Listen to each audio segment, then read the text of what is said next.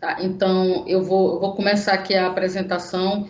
Bem, olha só, o que ainda falta para a gente, né, para concluir aquilo que nós havíamos propostos, eu anotei aqui, faltam alguns itens, né, para a gente terminar a proposta que a gente havia definido, né?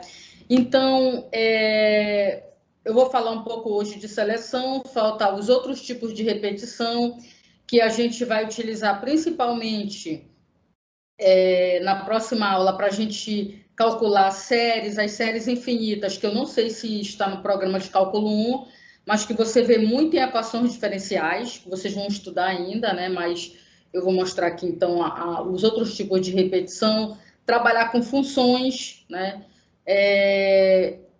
Trabalhar com programas que são dirigidos por teste, porque o teste é primordial, né, nos nossos programas.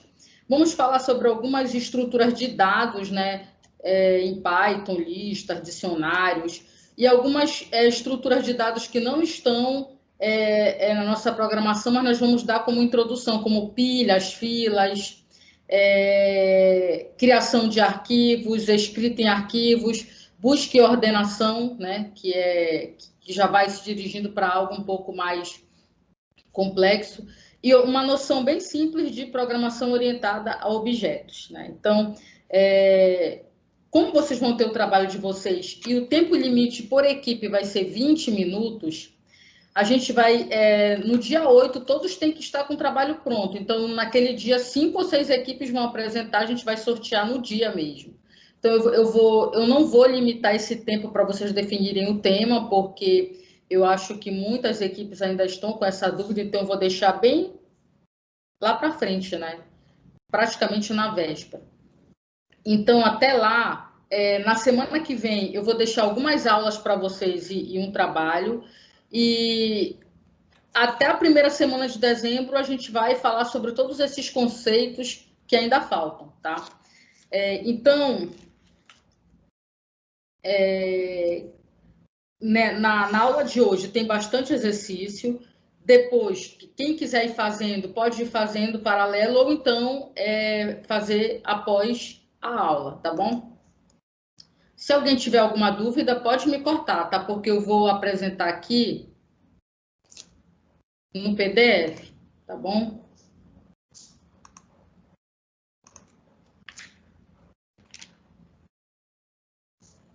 Então, vamos lá. Então, vamos... Bem, então hoje a gente vai falar um pouco sobre a seleção, né? E nós temos aqui, olha, a gente já estudou um pouco desses fundamentos, né, da seleção, comparação de números.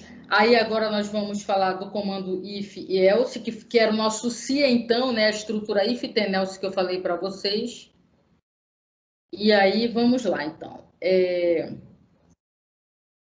Bem, o que a gente viu até agora no Python? Bem, em algoritmo a gente viu praticamente tudo que envolve nessa questão introdutória, né, utilizando o pseudocódigo, mas nós vimos até agora, por exemplo, como é que um programa faz para repetir uma sequência de comandos, variando, por exemplo, alguns aspectos associados a variáveis, né? Então, vamos considerar o seguinte, né? Como é que funciona essas estruturas de decisão no Python? Vamos considerar o seguinte, vamos considerar um exemplo, né, em que o número, por exemplo, correspondendo à idade de uma pessoa é digitado, né? Você vai digitar, ou vai ser digitado pelo usuário que vai executar este programa. Então, o computador, né, o programa, não sabe que número é este. Então, nós podemos programar, por exemplo, uma decisão para fazer coisas diferentes, por exemplo. Então, suponha o seguinte, se o número digitado for maior ou igual a 18, você vai imprimir que é maior de idade. Se não, você vai imprimir que é menor de idade. A estrutura do comando if, pessoal, que é o se, né, traduzindo para o português, né, os que não estiverem assim muito familiarizados, traduzindo para o português, então você tem que, ó, if é o se, ó, se x maior ou igual a 18, na linha do if, você termina com 2 pontos. Essa é a regra de sintaxe do if, tá? Então, if x maior ou igual a 18, print maior idade. Else, 2 pontos, print menor idade. Tá? Então, quem quiser pode testar aí no seu programinha e para você ver se vai dar certo. Então, o if tem esse formato aqui. Hoje eu vou mostrar para vocês várias formas de você escrever o if, tá? Só contando um pouquinho da historinha, né? Essas estruturas condicionais, né? O if, eu já falei lá atrás para vocês, é uma expressão lógica, né? Que vai resultar sempre em um valor verdadeiro ou falso, né? Um valor que a gente chama valor booleano, ou que vai ser o true ou false, né? Em inglês. Esse nome booleano, ele é dado em homenagem a George Boole, um matemático, né, que viveu na Inglaterra no século XIX. Ele que sistematizou essa parte de lógica simbólica, né? Então,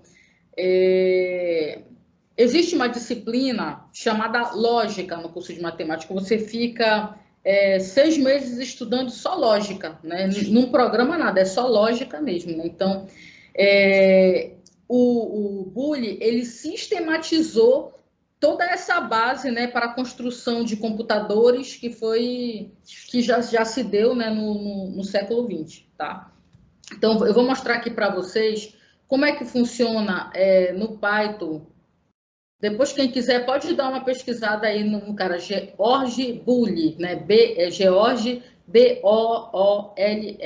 tá? Aí você vai conhecer um pouco da história dele. Bem, então aqui, olha, no Python, a gente tem os comparadores aqui. Então, o igual aqui, como aquele símbolo de igual, né? O igual é atribuição, então, o comparador de igualdade, pessoal, o comparador de igualdade são 2 símbolos de igual, olha. Podem olhar aqui. Deixa eu ampliar aqui a tela. Então, aqui, ó, esse aqui, ó, 2 símbolos de igual. Então, esse aqui é o comparador de igualdade, tá? Então, você nunca vai colocar o igual, só o igual, porque o igual é a atribuição. Então, esse aqui. Esse outro símbolo aqui, tá? Então, esse aqui, ó, anotem aí, esse aqui é igualdade, esse aqui é diferente. Por exemplo, se você colocar assim, ó, x, aí você coloca exclamação igual a y. Então, você está dizendo, você está falando que aqui que x é diferente de y, tá? Então, isso aqui representa o diferente, tá? Menor ou igual, maior ou igual, menor e maior, tá? O resto, então, esses dois aqui que pode parecer novo para vocês. Então, igualdade e diferença, tá?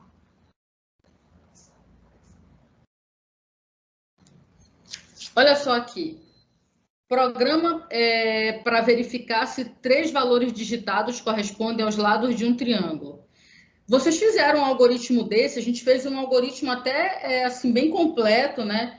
Esse algoritmo aqui ele é mais simples do que esse programa, já que não é mais algoritmo. Esse programa ele é mais simples do que o que vocês fizeram na parte de algoritmo. Se vocês olharem, tem vários algoritmos, né, na apostila de algoritmos, que inclusive pode dar ideias para trabalho de vocês, principalmente aquela parte final de busca, ordenação. Lá tem algoritmos que você pode estudar um pouco mais a fundo e até implementar no Python, tá? Então, assim, esse programa aqui, para verificar se, quando você digita 3 números, 3 valores, você tem um triângulo, ele é mais simples que o que a gente fez lá. Por quê? Porque esse daqui colocou uma restrição, olha, print entre valores o maior primeiro.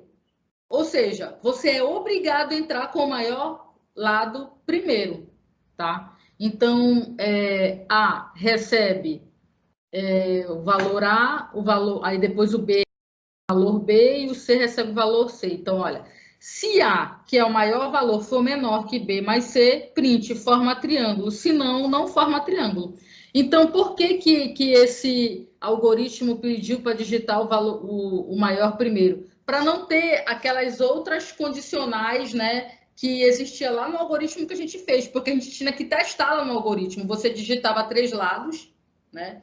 Independente se iria digitar o maior ou o menor primeiro, aí você tinha que testar se o A era menor que B mais C, se B era menor que A mais C, se C era menor que A mais B. E aí ficava um algoritmo que independia de quem você iria digitar. Aqui não, é algo mais simples, que você vai entrar com os 3 valores, né, sendo que o maior vai ser o primeiro, tá? Então, esse programinha também vai verificar se você tem um triângulo, porém, ele, se você tiver um usuário desatento que digite, digamos assim, um valor diferente do maior primeiro, você pode ter um resultado incorreto, tá? Então, por isso que eu vou dar uma aula só sobre programação orientada por testes, porque é a questão de você ter toda uma metodologia para testar os seus programas é muito importante, tá? Então, olha só, quem estiver fazendo paralelo ao que eu estou fazendo, quiser que eu espere, é só falar, professor, espera que eu estou aqui fazendo para ver se vai dar certo. Caso contrário, eu vou passando, tá? E falei no microfone porque eu não estou conseguindo ver o chat, que eu estou no PDF aqui, tá?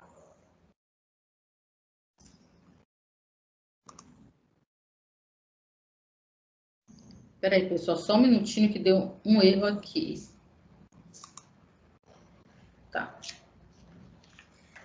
Bem, pessoal, então, o que acontece? Você também pode comparar, né? Você pode comparar também literais, tá? Então, no caso, né, o que define se uma literal é menor do que a outra é a ordem alfabética, tá? Essa ordem alfabética, pessoal, ela é chamada de lexicográfica, tá? É chamada de lexicográfica. Ou seja, a ordem em que as palavras aparecem no dicionário. Então, quando vocês estudaram lá no ensino fundamental, você tinha toda uma ordem, né, do que aparecia no dicionário, né? Então, aquela ordem é que é válida em computação na hora que você vai comparar literais. Por exemplo, programas de ordenação, você tem um banco de dados que você tem que colocar os nomes em ordem alfabética. Esses programas são muito utilizados, né, em empresas. Então, quando você faz a comparação para poder colocar na ordem alfabética, é a ordem alfabética que aparece no dicionário, tá? Outra coisa, por exemplo, aqui, olha, abacaxi é menor que pêssego. É verdade, tá certo. 10 é menor que 18 também, porque o 18 vem depois do 10 no dicionário. 10 é menor que 100? Falso. Por quê? Porque o 100 vem antes do 10 no dicionário, tá? Tem uma outra coisa que eu não coloquei aqui, a questão dos símbolos, né? Os símbolos também têm uma ordem computacional, uma ordem de precedência. Por exemplo, símbolos de porcentagem, asterístico, underscore, todos esses símbolos, eles têm também uma precedência. Aí vocês vão me perguntar, poxa, mas qual é essa ordem?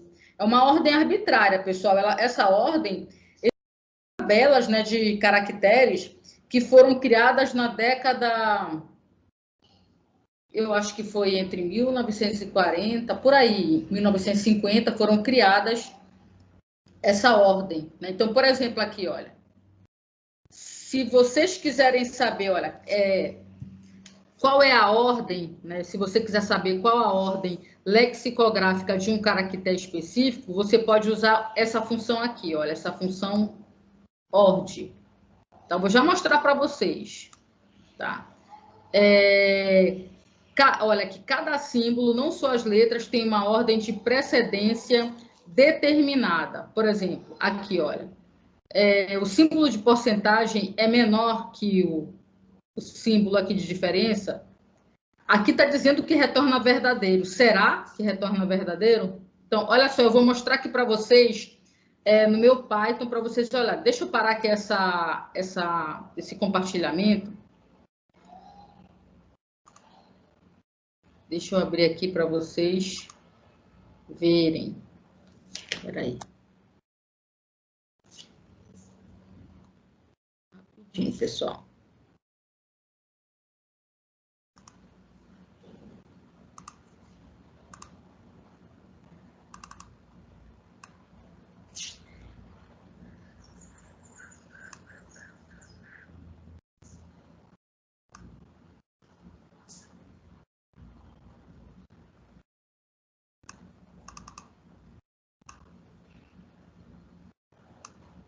Deixa eu ver aqui.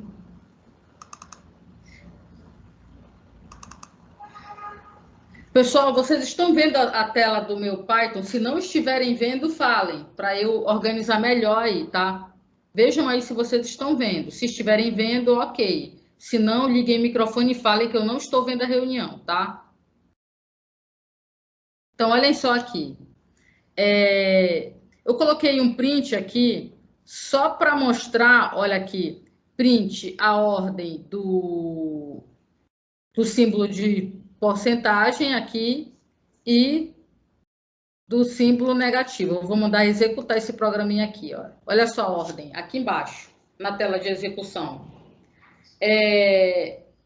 Percentagem está na 37ª posição e o ORD está na 45ª, né? Então, você pode colocar outros símbolos. Quer ver? Vamos testar aqui, olha. Print. Vou colocar aqui ORD.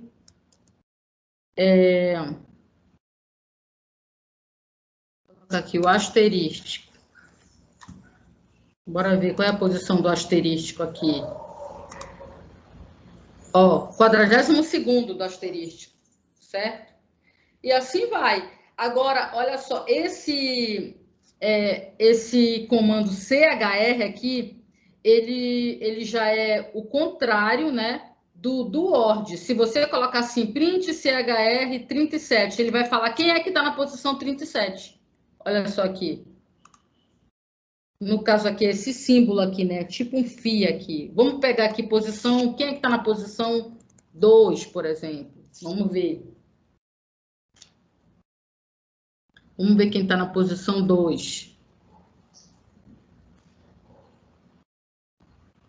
É um símbolo que parece um 0 e um φ. Vamos ver posição 3 aqui. Quem é? 3. 3.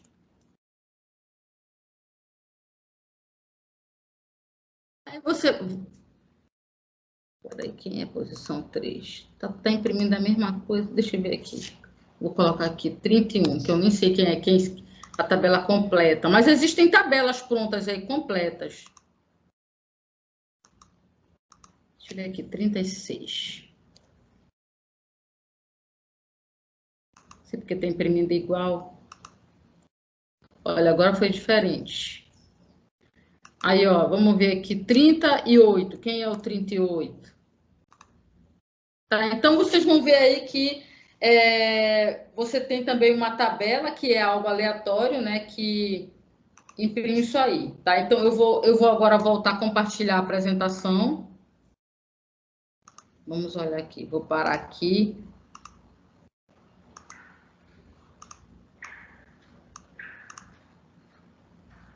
Tá?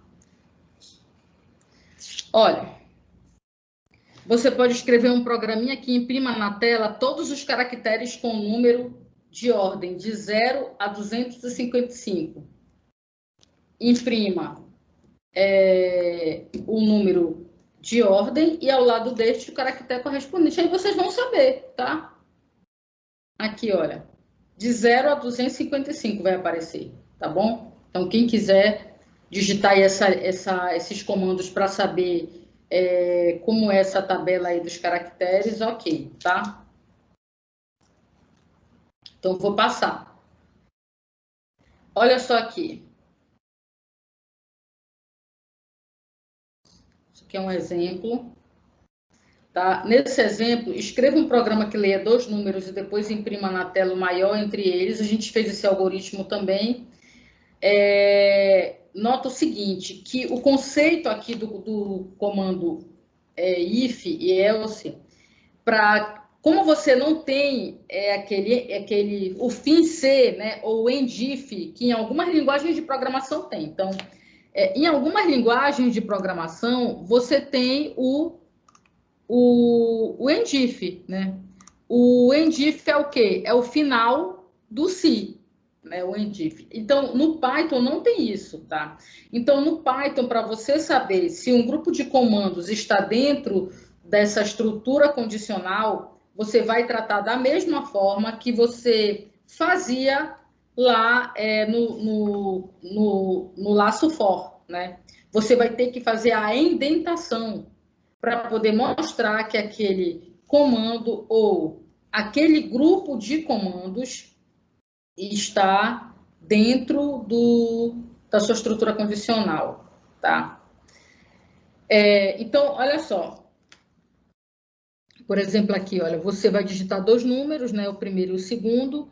If x maior que y, 2 pontos, print o maior é x, else, print o maior é y. Lembrando que o else é o senão, tá? Traduzindo aí para o português. Depois vocês vão se familiarizar com essas estruturas. Agora sim, pessoal. Comparação de números reais, ou como a gente chama, né, aqui em programação, de pontos flutuantes. Então, eu pergunto aí para vocês o seguinte. Esse número 1.999999 é igual a 2? Se você fizer uma comparação, o que vocês acham que vai resultar para vocês em programação? Alguém tem alguma ideia? O que vai acontecer?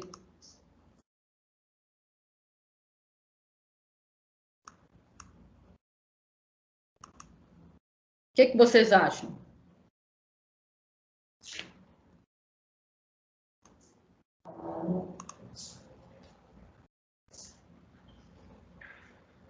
Bem, olha só, quando você pensa no seguinte, digamos, você está trabalhando com preço, né?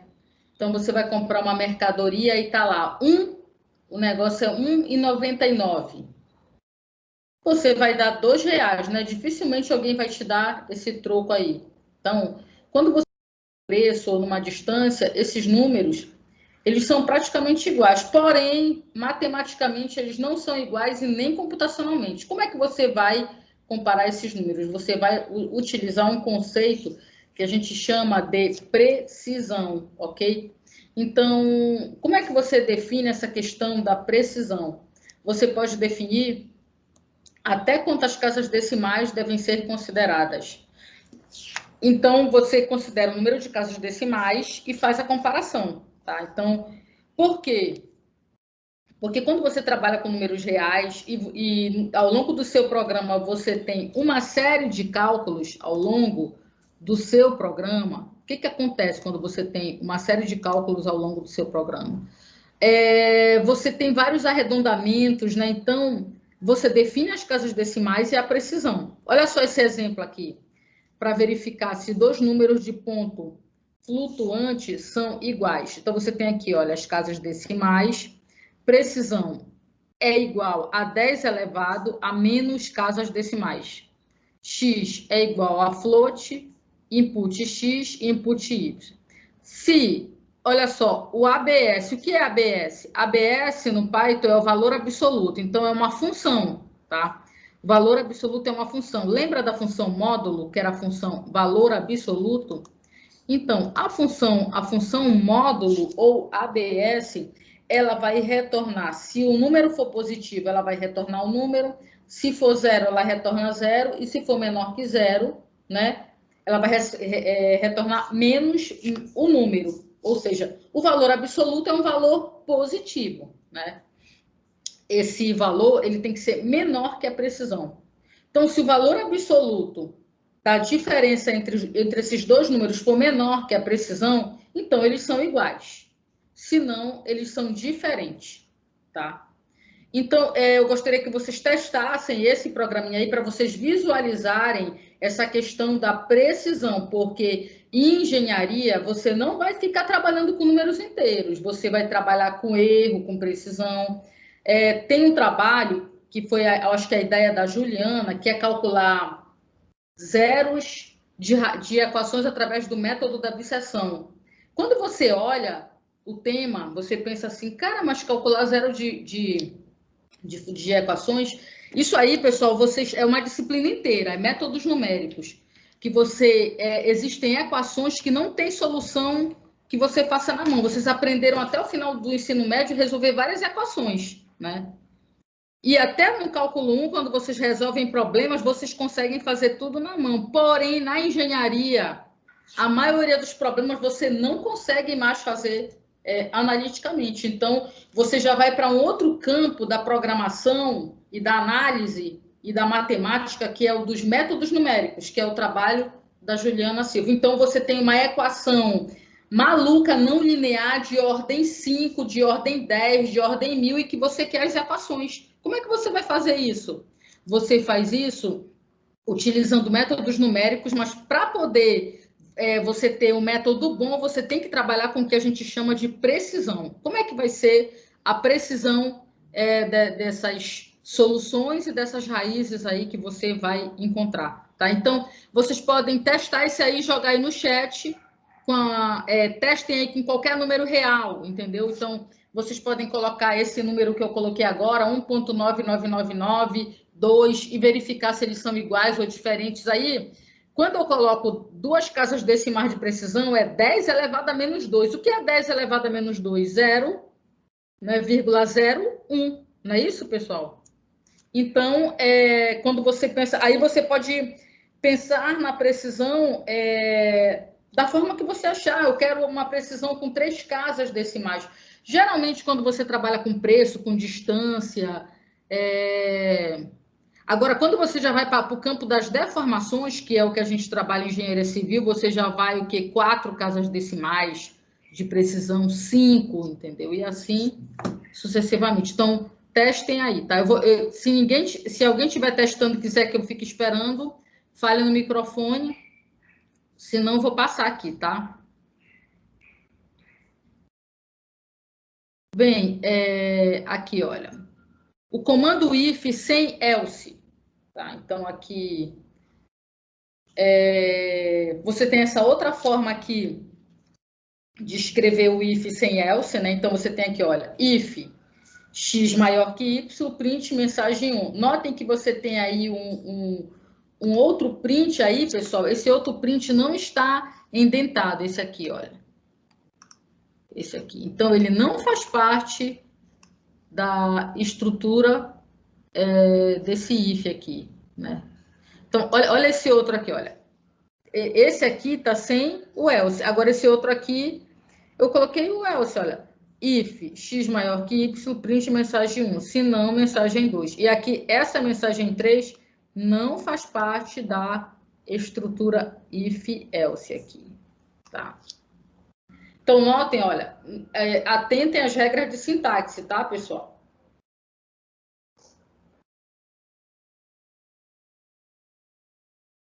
Olha, esse algoritmo que está aqui, né, a gente fez muito esse algoritmo, né? Então, é um exemplo de uma estrutura else, né? Faça um programa que leia 3 notas de um aluno, apresente a média das notas, mas se a terceira nota for superior a 8, o aluno deve ganhar mais um ponto na média. Além disso, se a média final, em função do ponto extra, ficar acima de 10, ela deve ser ajustada para 10. Então, você olha o algoritmo e você pode pensar, poxa, mas como eu vou fazer essas condicionais aí? Então, você pode fazer esse tipo de condicional sem ter else. Olha só aqui. Você vai digitar aqui as 3 notas. Aí aqui, olha, o N1, você vai ler o N1, N2 e N3, calcular a média. Aí agora você vai testar, ó. Se, né? Aqui, na verdade, olha só, o que que fala o algoritmo? Se a terceira nota for superior a 8, aqui, olha, a terceira nota, que é o N3, tá? Então, olha, se, aqui, olha, o N3 for maior ou igual a 8, eu vou pegar esta média aqui, ó, média vai receber média mais 1. Lembra dessa formulazinha aqui? Que no Python você não precisa escrever média igual média mais 1, basta você colocar média mais igual a 1, isso quer dizer que média recebe média mais 1. Pronto. Se a nota 3 não for maior que 8, pessoal, nem vai entrar nesse if aqui, nem vai entrar, entendeu? Ele já pula e vem para cá. A média é maior que 10? Ah, a média é maior que 10. Deu maior que 10. Porque sabe o que pode acontecer? A média da pessoa pode ser 10. E 10 é maior que 8. Aí ele entra aqui e vai ficar a média 11. Né? Então, quando você faz o teste, né? Por isso que você tem que fazer o teste quando você faz seus algoritmos. Porque se o N3 for 10, a média vai ficar 11. E aí tem que entrar nesse if aqui. A média é maior que 10, então ajusta para 10. Tá?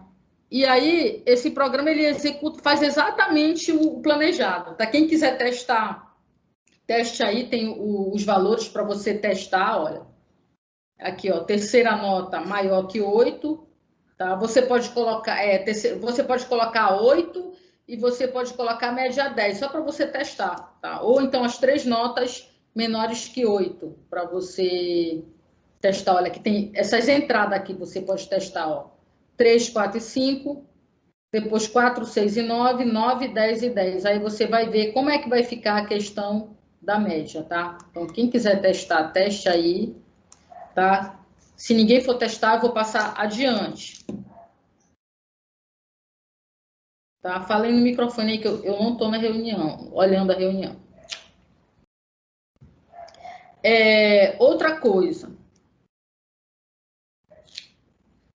Uma outra coisa, pessoal, que é muito importante é que, assim como no exemplo anterior, a gente pode considerar o segundo if aninhado com o primeiro. Lembra de estruturas aninhadas? Olha só para o exemplo anterior, como é que está aqui, ó. If média maior que 10, média recebe 10. Mas eu poderia pegar esse if aqui, olha, eu poderia pegar esse if bem aqui e colocar ele dentro deste daqui, ou seja, a aninhada. Eu poderia fazer isso. Olha só como é que ficaria a estrutura. Ficaria assim, olha. Digite as três notas, recebe a média, ó. Se N3 é maior ou igual a 8, média recebe média mais 1. Aí ele já testa aqui. Se média é maior que 10, média recebe 10. Print média lá no final. Então, na verdade, o programinha só vai entrar aqui apenas se a terceira nota for maior que 8. Então, notem que a estrutura ficou aninhada e vai fazer exatamente a mesma coisa que era feita, né, lá no programa anterior, tá? Bem, deixa eu continuar aqui, então.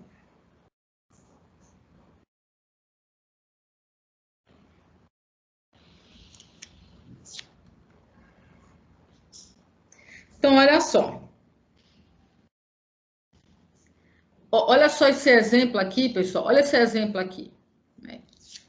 Nesse exemplo aqui, vamos pensar, vocês fizeram também esse exercício, inclusive quando vocês escreveram o algoritmo desse problema, de forma bem completa, ele ficou um algoritmo bem extenso. Por quê? Porque quando você está trabalhando com pseudocódigo, você tem você tem que fazer declaração de variáveis, porque você tem que pensar que o algoritmo ele é geral, né? Depois você pode implementá-lo em qualquer linguagem de programação. Então, digamos o seguinte, já no Python você já elimina muitas linhas, como por exemplo na entrada de dados, na declaração de variáveis, na questão das estruturas condicionais, porque você não tem o endif, tá? E vocês vão ver depois que, daqui a pouco eu vou mostrar para vocês, que você ainda pode resumir o else if. Por exemplo, você pode colocar assim, se A é maior que B, faça isso. Se não se, aí você pega o se não se, que é o else if, e coloca elif, né? Então, você realmente reduz muito a questão, né, da programação e que fica mais simples. A dificuldade que tem aqui, né, é quando você tem um pouco de dificuldade na questão do inglês, porque se você domina o inglês, a programação ela fica muito simples para você, porque os códigos de erro estão todos em inglês. Quando você acha um erro, você facilmente vai descobrir que erro é aquele. Os comandos todos são em inglês. Se vocês entrarem na comunidade do Python e verificarem os códigos abertos para todo mundo, tudo está em inglês, até nome de variáveis, que é o código de estilo de programação. O código de estilo de programação em Python diz que você deve escrever o seu programa todo em inglês, tá? Então, olhem só esse programa aqui. Nesse programa aqui, digite 3 números e eu direi qual é o maior, né? Então, o programa, ele faz a leitura, né, dos 3 números, né?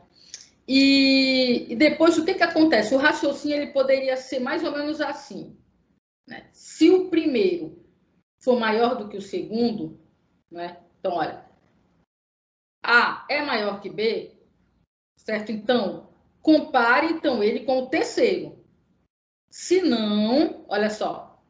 Então, olha só, pessoal. Se o primeiro número for maior que o segundo, então compare-o com o terceiro. Esse que é o raciocínio, tá? Quem quiser ir testando aí, pode ir testando. Então, compare com o terceiro. Se não, ó, else aqui, ó, else.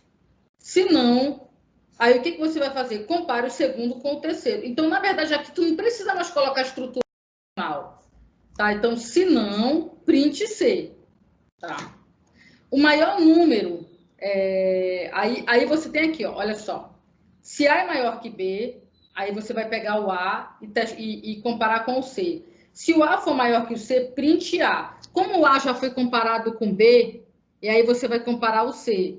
Se o A for maior que C, você vai escrever o A, né? Vai apresentar o A. Se não, quem é o maior? O maior seria o C. Ok, então a primeira coisa é o seguinte: você compara o primeiro com o segundo, depois dessa leitura. Ó, aí você vai fazer o seguinte: ó, o A é maior que B, você vem para esse lado aqui. Aí você testa o A com C. O A é maior que B? Não. Aí você vai testar, né, o B com C. Olha só. A é maior que B? Não, não é. Então você vai pegar o B e testar com C. O B, ele é maior que C? Então ele é o maior.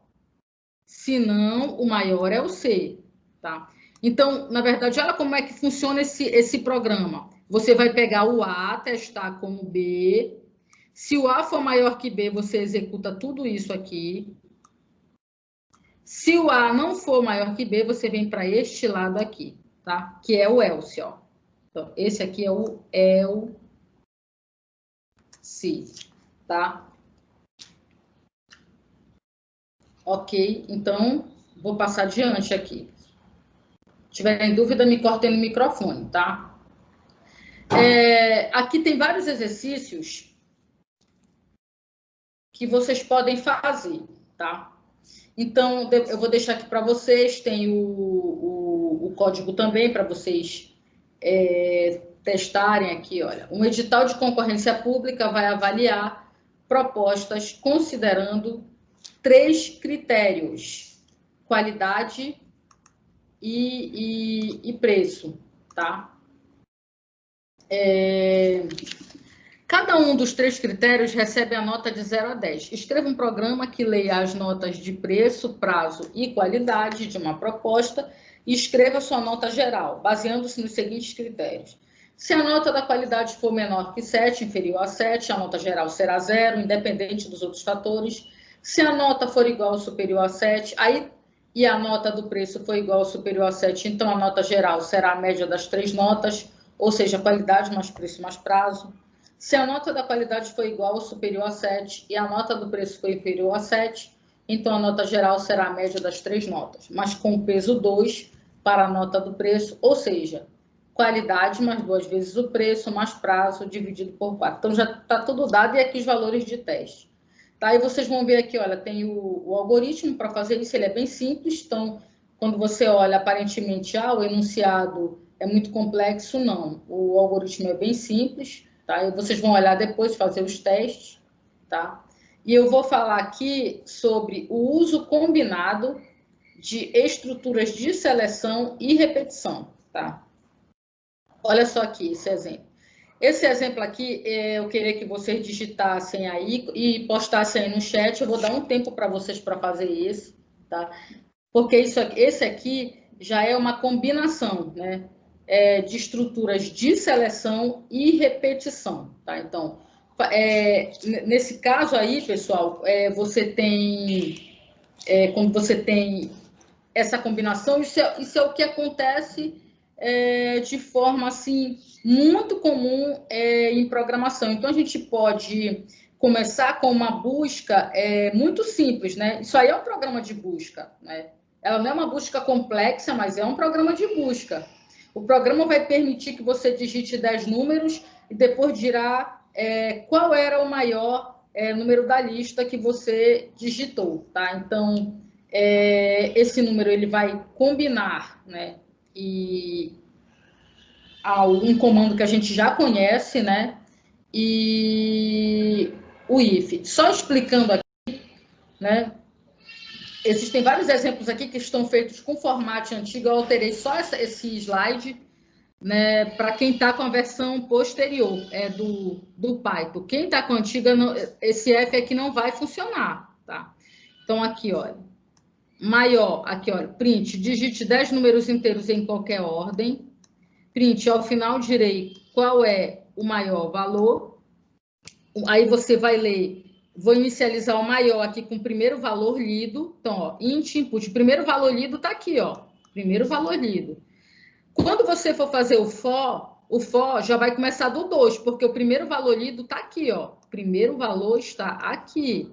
Então, aí, como são 10 valores, você no seu for, você começa com 2, porque você já leu o primeiro aqui, começa com 2 e termina com 11. Por que termina mesmo com 11? Termina com 11, pessoal, porque, lembrando da aula passada, no for, você nunca, o limite superior nunca vai entrar, tá? Então, aí vai dar certinho 10 números. Aí, número vai receber a leitura, tá colocado aqui, ó, o formato já, né? Então, F, apóstrofo, aí colocamos aqui o colchete, a chave I, que aí ele vai ler o 2, 3, 4, 5, 6, 7, 8, 9 e 10. Aí o teste leu 2, se, if, número é maior que o maior, que já está reservado lá na memória, então maior recebe número. Ele vai ficar fazendo isso. Notem que tudo aqui que está indentado está dentro do laço for. Então, vocês têm que prestar atenção nesta indentação. E esse maior está dentro do if, tá? Tem que indentar o maior. Se você não indentar o maior, o if não vai fazer nada, tá? E aí, quando terminar o laço for, vai imprimir o maior número é maior, que isso aqui já vai ser fora do laço. Fora do laço, tá? Então, olha só, eu vou dar para vocês 5 minutinhos para fazer isso aí, postarem aí para mim, tá? Já volto. Vou só resolver algo aqui e já volto.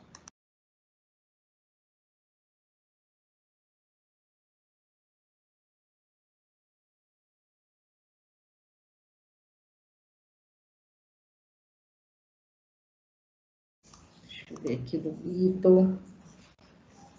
Tá, o do Vitor já outra coisa que tem. Então, vamos lá, vamos continuar então.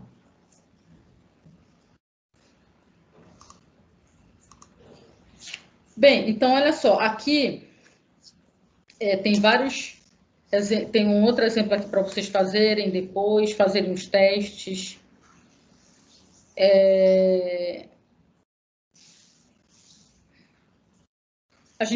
A maioria desses exercícios a gente fez na forma de algoritmos, eles eram mais complexos, alguns, a maioria ficou até com um pouco de dificuldade, mas vocês vão ver aqui que realmente o trabalho é bem reduzido aí, principalmente na questão de linhas, tá?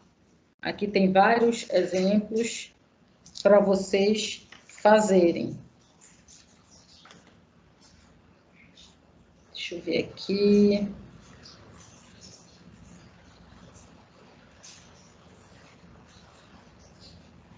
Olha, aqui, isso aqui que eu quero falar com vocês agora. Então, olhem só aqui. A questão da variável booleana, né? Então, a variável booleana, quando você faz o teste, ela pode ter dois valores possíveis, que é o true ou false, que é o verdadeiro ou falso. Olhem só, digamos o seguinte, você entra com valor de x e com valor de y, né? Então, aí você coloca assim, x maior que y recebe x maior que y.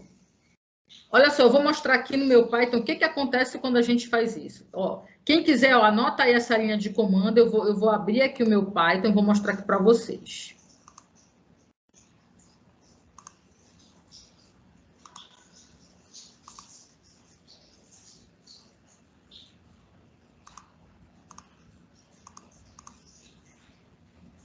Só um momento. Vejam aí se vocês estão conseguindo ver o compartilhamento, tá? Olhem só aqui. Só um momento aqui, rapidinho. Espera aí, eu vou compartilhar novamente aqui.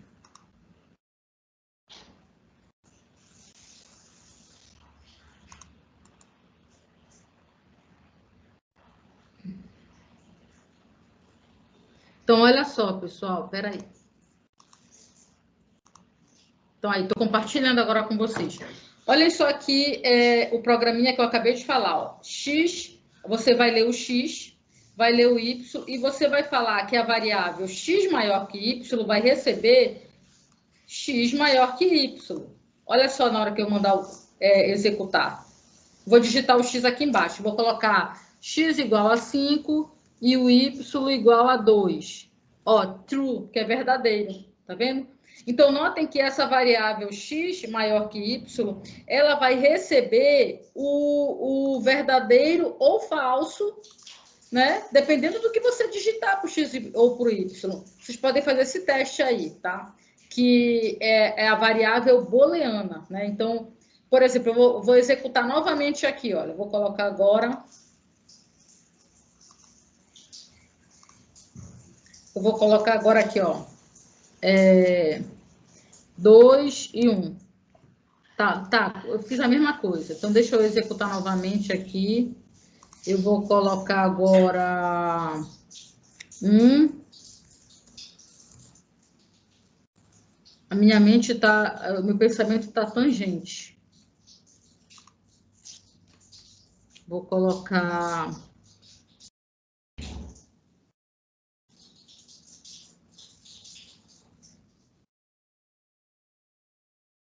viu? 6 e 7.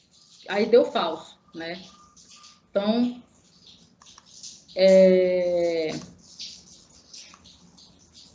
só para mostrar para vocês essa questão do retorno, tá?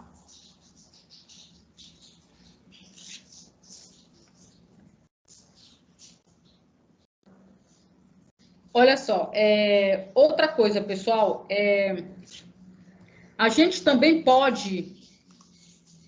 Só um momento, pessoal.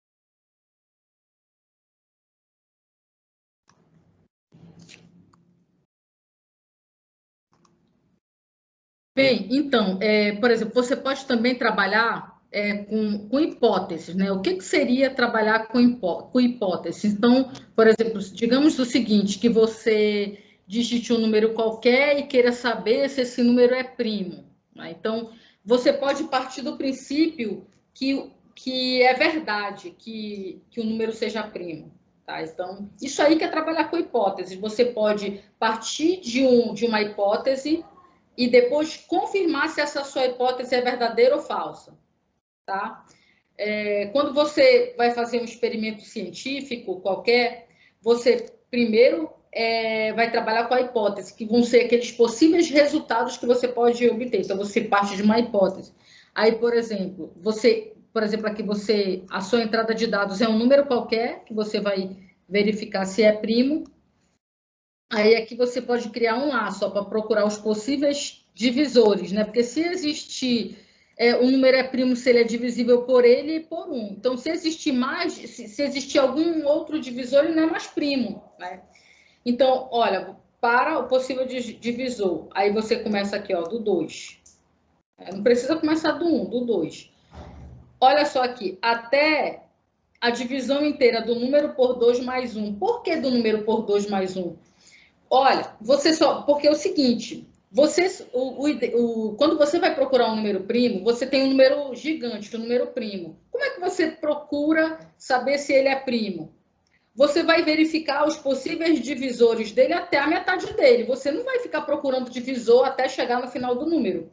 Porque, por exemplo, você tem aqui, ó, 10, por exemplo. 10 dividido por 5 é 2. Você já não vai ficar pesquisando 10 dividido por 6, por 7, por 8, porque o número ele não vai dar a divisão exata quando passa da metade dele. Não é verdade? Então, você tem um número, passou da metade desse número, já não tem mais divisão exata. Então, você pesquisa os divisores até a metade do número, tá? Então, se o resto dessa divisão for zero, então é primo, é falso, tá? Então, se é primo, print é primo. Se não, print não é primo. O que esse programa faz? Isso aqui é uma variável booleana, ó. Ou seja, se o é primo for verdadeiro, imprima que é primo. Se não, imprima que não é primo, tá? Então, é isso que esse algoritmo aqui faz. Tá, pessoal? Notem que vocês fizeram um algoritmo para verificar se o número era primo e o algoritmo deu praticamente uma página, né? Quem fez ele... E vocês viram que aqui usando... trabalhando com hipóteses, né? Trabalhando com hipóteses, né? Partindo de um valor que é verdadeiro ou falso e essa questão de você pesquisar até a metade do número e também a redução das linhas do comando, o programa ficou simples, tá?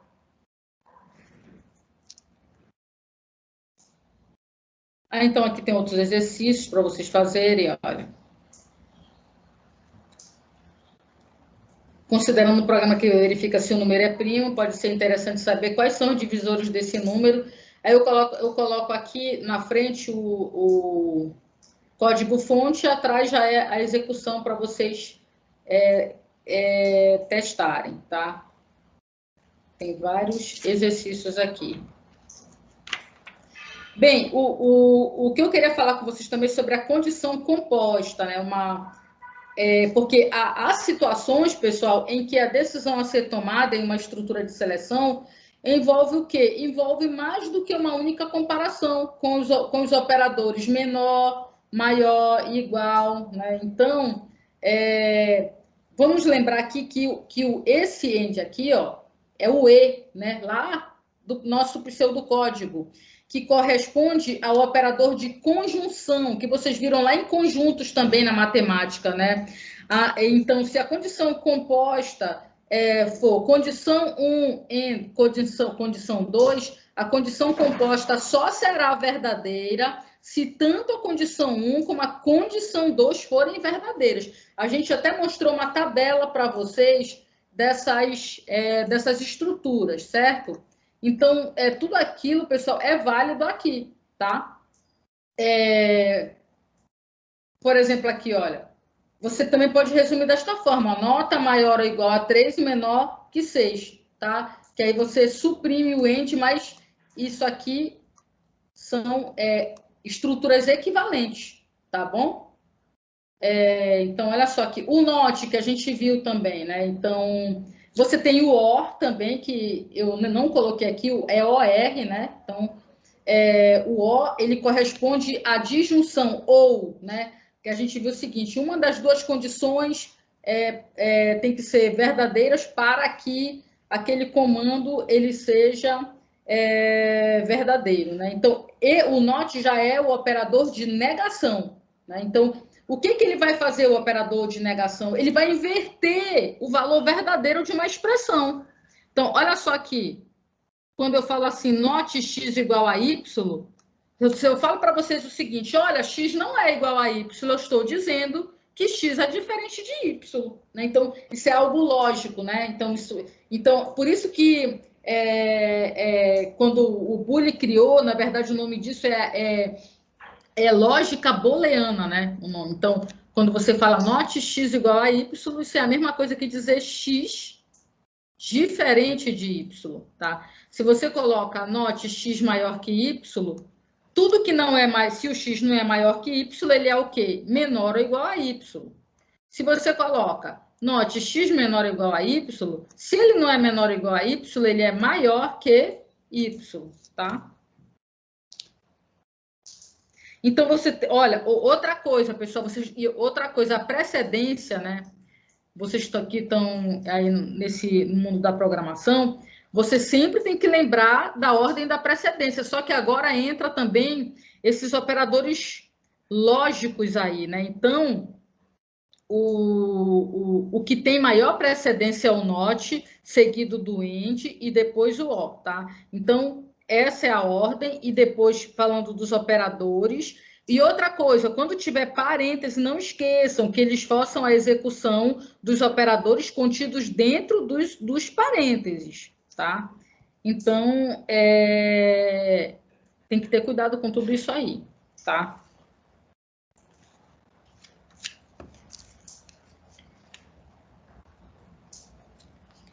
Aqui, olha, esse exercício aqui, ó, escreva um programa que leia 3 valores digitados em qualquer ordem e verifique se eles podem formar um triângulo. Dica, use um if com condição composta para resolver este problema rapidamente. Tá? Então, olha só, diferente do... Olha só, pessoal, esse é diferente do anterior, tá? O programa, mas vai fazer a mesma coisa. Olha, escreva um programa que leia 3 valores e verifique se eles podem formar um triângulo. Dica, use um único if com condição composta para resolver este problema. Então, olha só, digite os valores dos lados e direi se é triângulo. Nota o seguinte, lembra que quando vocês fizeram lá esse algoritmo aqui que vocês fizeram, a gente fez junto até, e acho que foi como trabalho, não me lembro muito bem, a gente sempre trabalhava com aquela hipótese assim, você digita os 3 lados, aí você compara, um lado é menor que a soma dos outros 2, se o segundo lado é menor, entendeu? A gente fez isso. Só que agora, a gente vai pensar diferente, a gente vai pensar o seguinte, você digitou, se o lado 1 for maior, olha só aqui, for maior que o lado 2 mais lado 3, isso aqui é triângulo? Não. Se um lado for maior ou igual que a soma dos outros 2 lados, isso já não é mais triângulo, né? Aí, olha, eu não quero ficar usando vários ifs, eu posso usar o or, né? Ó, outra coisa, no Python, quando você quer mudar de linha, né, mas você ainda não acabou o comando, pessoal, olha, você quer mudar de linha, mas você não acabou o comando, você utiliza esta barra aqui, olha aqui. Quem quiser pode testar aí. Ó, utiliza esta barra. Ó, se lado 1 é maior ou igual que lado 2 mais lado 3, ou lado 2 é maior ou igual que lado 1 mais lado 3, ou lado 3 é maior ou igual que lado 1 mais lado 2, agora sim acabou o comando, olha aqui. Porque tem os 2 pontos aqui. Aqui que acaba o comando. Então, se você quiser escrever numa linha só, ok, não precisa da barra. Eu quero que fique bonitinha a aparência aqui do meu programa. Para você pular de linha e o comando ainda não terminou, coloquem esta barra. Acabou o comando, 2 pontos. Então, se isso aqui for verdade, se um dos 3 for verdade, porque o comando ou, né, essa estrutura aí, né, ou, um dos 3 tem que ser verdadeiro. Então, se uma dessas 3 condições é verdadeira, já não é triângulo. Se não, é triângulo, entendeu? Então, bem rápido você resolve o seu problema, tá? Então, olha só aqui, pessoal, uma outra coisa do Python aqui que pode acontecer com vocês, isso apenas é informação, né? Quando você trabalha com função que tem argumento, você pode até pular de linha, não precisa da barra. Por quê? Porque a função só vai fechar quando fechar o parênteses. Então, fechou o parênteses, acabou a função. Você pode até escrever em várias linhas. Mas quando você tem, por exemplo, um comando tipo if, que não é uma função, mas você quer escrever em linha diferente, você tem que colocar essa barra.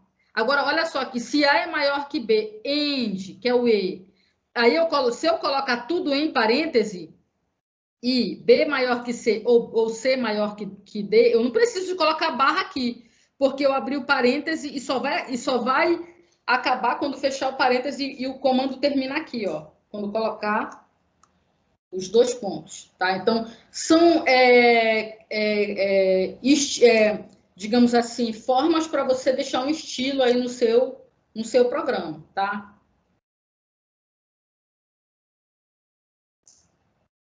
Então, olha, aqui essa aqui é bem legal também para fazer, para você testar comandos e essa forma de arrumação, para você, um ano é bissexto, se for dividido por 4, essas são a regra, são os anos divididos por 100, os quais não são bissextos. Aqui a gente pode usar um único if com condição composta para determinar se o ano é bissexto, olha só, se o resto da divisão por 4 é 0, tá? E aqui, ó, olha só, você tem aqui uma disjunção, ó, note, ano, o resto da divisão do ano por 100 foi igual a 0, ou o ano o resto da divisão por 400 é 0, o ano é bissexto.